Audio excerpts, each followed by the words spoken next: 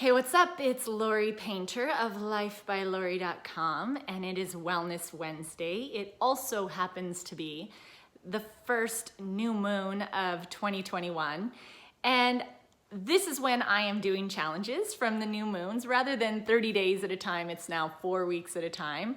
And I thought I'd make a video sharing with you what I'm doing myself, and if it resonates with you, I'd like to inspire you to join me. So I am doing a Clean the Slate challenge. And I'm doing this because oftentimes we make New Year's resolutions, but they're not really deeply connected ones. They're like, oh, I should do something, so I'm gonna just pick this. And it's not something that's really deep or meaningful, or perhaps really even making much of an impact. And so often, because it's not super connected, we end up not really making it a priority, and so it falls off, and I find that, how our society runs, there's Christmas, and then a week later it's New Year's, and you really haven't had the time to settle down and clean the slate and really get to the core of what's most important in your life and in my life. And so that's where I've decided that I'm not gonna do New Year's resolutions at January 1st. I'm gonna do them at the Lunar New Year, which happens to be February 12th this year. And before I go and jump into just any sort of a, busyness sort of resolution, I'd rather it be a deeply impactful one. So what I'm gonna do is give myself the next 4 weeks to clean the slate in 5 categories of my life. 1, my body. 2, my environment, where I work and where I live and where I play. And 3, the energy that I have, and that's the way I feel, and that's the way that I think, and the way that I speak, and the way that I act. And then 4 will be my relationships and how I choose to relate to others, whether it's reactive or responding sensibly, responsibly, or just any expectations or judgments or criticisms or things like that. And then the 5th category is then to awaken the dream, the vision for my life. Sometimes maybe, we set out on a dream that we want to do, and I'm just going to speak for myself, is I have this idea and I start to work on it and I fail and I fail and I fail and I fail, and I start to get discouraged and think like, man, I'm really not making any progress here. Am I making progress? It doesn't seem to feel that way. And sometimes discouragement, or then we start to create, or I'll say this for myself, start to create a compromised version of my life vision. So the 5th category is awakening the dream again. And I think of the statement, what would you do if you knew you could not fail? Or what is it, Olivia Wilde, where she says, tell me, what is it you plan to do with your one wild and precious life? And I know that I had dreams when I was super little, and it actually isn't that much different now. So life can get busy. We can accumulate so much, whether it's toxicity in the body or just busyness in activities, but not really making an impact. Or, maybe your environment is cluttered and it isn't a place where you fully recharge, and it's not a safe place. Or maybe it's your relationships that you spend time with, and you're like, why am I spending time with these people? It's not really fulfilling or rewarding. Or why am I choosing to relate with people in this manner? And then why am I maybe doing this career or working for this company? Or why am I doing this when it really isn't fulfilling or bringing me joy, or in alignment with my life vision? So I'm taking this time for the next 4 weeks to clean the slate. And if any of this resonates with you, I'd love to have you join me, because what I find for myself is when I am overburdened, whether mentally, emotionally, physically, with too many activities, or just not being intentional, I find that I feel stuck, dissatisfied with life. I feel like my battery starts to drain and I'm not really radiating with the vibrancy that I know that I've experienced in the past. And I feel like I'm a more diluted version of myself. And I don't know, I don't want to live like that. And I end up like oozing that into everything that I do. I notice that my home is cluttered. I start eating things that are not healthy. I start bitching, moaning, whining, and complaining and questioning. And then I just start doing things that really aren't in alignment with the dream that I have for myself. So I actually wrote a blog post about this, and you can go and check it out at my website, lifebylori.com. And it's called Clean the Slate Challenge. And I go further and deeper into how or what I'm going to be doing. And just some things that may inspire you to do. You know, I first started doing this challenge, it's been 14 years. And I'd love to say that you could just do it one time and then you're done for life. But it's kind of like we get daily accumulations, and you've got to like release it, whether it's you're consuming things or you're purchasing things or you're having conversations. And oftentimes I'll say that, you know, the religion that I was raised in, we would get baptized, and then once a week we would take some form of a sacrament, and that was like to refresh, you know, like to be forgiven and start again. And oftentimes I feel like it's sunset and sunrise is like my gratitude and appreciation for my life. And also when I go to sleep at night, it's like I clean the slate, and when I wake up, I rise again. But being that this is the beginning of the year, I just want to take more time to really go further and deeper into this. And whether 2020 was a phenomenal year for you or not so phenomenal, or maybe a combination of the both, you know, I really truly believe that we deserve to have a good life, and that we are good at our core. And somewhere along the way, we've learned things, or we're just doing things, not really even thinking about it. And then you start to look back on your life and you're like, this isn't the life. This isn't my life. This isn't what I want. And I did this, gosh, I remember it was one year, 2007. And I woke up and I was like, looked around my house and I'm like, this isn't like my dream house. Like, and this is not my dream life. And this is not how I thought I would be living at this point in my life. And so I did something about it. And I did what I'm sharing with you now.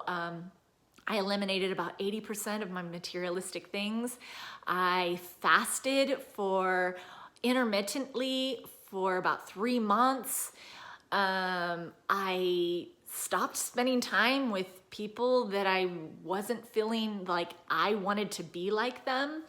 I started to pay attention to the people that I did want to be like, whether it was through their audiobooks, their workshops, their podcasts, whatever it was that I could do to get closer to the people that I admired and looked up to, and thought maybe that will rub off on me a little bit.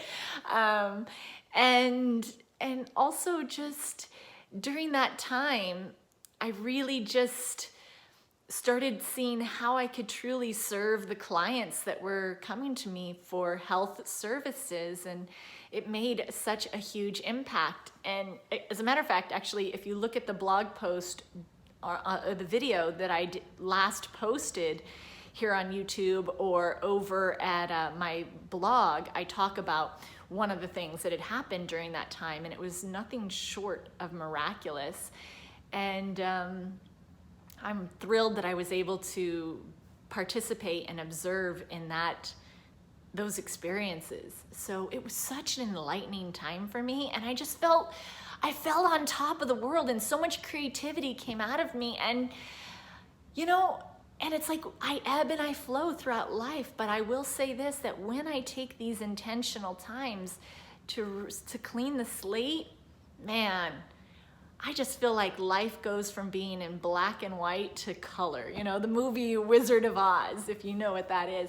And it's like, once you've tasted that, you don't shrink and forget and go back to black and white. You may step into that, but you never forget that experience of what it was like to live life in vibrancy and color. And I'm just curious, like right now my life is really good. I don't have a terrible life by any means, but I also am inspired by what is possible. So maybe you're in the same position. Listen, and you might not even need this challenge. You might be like, my life, I'm on top of the world. I feel grateful. I feel love. I feel limitless. I feel like anything is possible. And I just feel like I am living my dreams. Hold on one second. Something's popping up on my screen.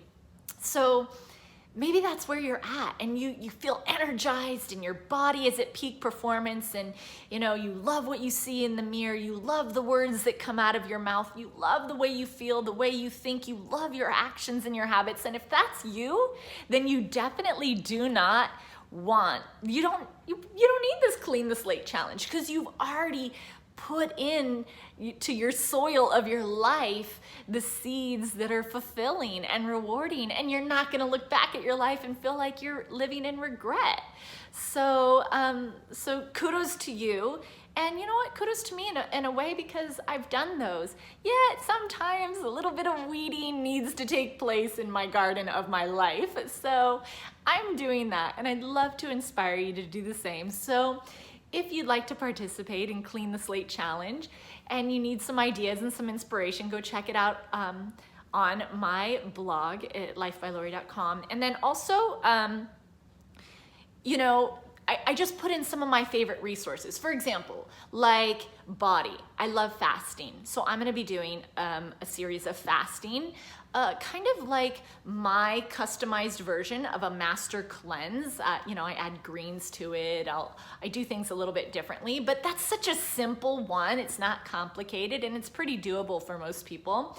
Even if it's just that you're drinking 1 cup of lemon juice diluted in 64 ounces of water for the first part of your morning before you take in anything solid, that's a really good start for your body. Maybe then when it comes to your environment, I know that I love minimalism and green living, and I love Marie Kondo's method. So maybe you look at her audiobook, or maybe you look into some of those resources, and it just is really cool, because you only have the things that you love and that bring you joy. You don't have things that weigh you down and you're like, oh, why do I have this? And this reminds me of this negative thing, or this I don't use or doesn't bring me joy anymore. So I love those methods. When it comes to energy, my personal favorite, of course, I love meditation. I love Vipassana, which is a silence meditation retreat. They actually do those. You should check them out. Not you should, but you may want to check them out.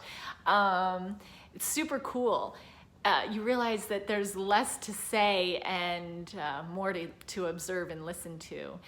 And I think that's quite a powerful experience.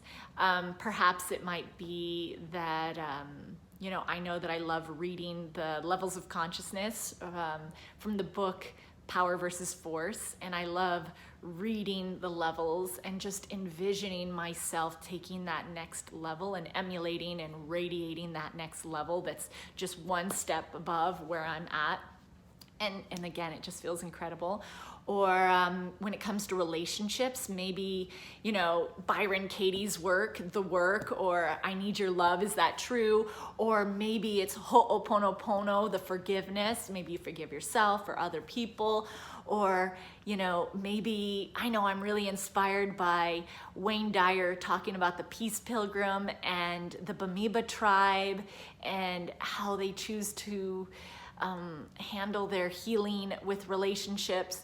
So there's just so many, and then maybe when it comes to life visioning, it could be from your meditation. Again, it could be from anything. Michael Beckwith does a life visioning process. So the ways that in which you do it are limitless, and not everybody needs the same category or all of them. And the ones that most resonate with you are the ones that are most appropriate. So by no means do I expect you to do what I'm doing, but if you're really passionate about this, then I know that the things that spark curiosity within you, those are the things that you might want to take action on. So my motto, my mission statement in life is to move from a state of inspiration to action. And this is what I'm inspired to do. And if any of this resonates with you, I want to inspire you to take some inspired action and see what happens. So you can stay in touch with me. I am on Instagram, Lori_Painter. You can reach out to me there. I'm on Facebook as well, Lori Painter. You can send me an email at Lori@lifebylori.com and we can connect there. So yeah, there's so many different ways that you can stay in touch and we can connect and do this. But with that said, I'm wishing you a phenomenal day, a phenomenal year, a phenomenal life, because this is a beautiful gift, and there will be a time where none of this exists anymore. So enjoy it.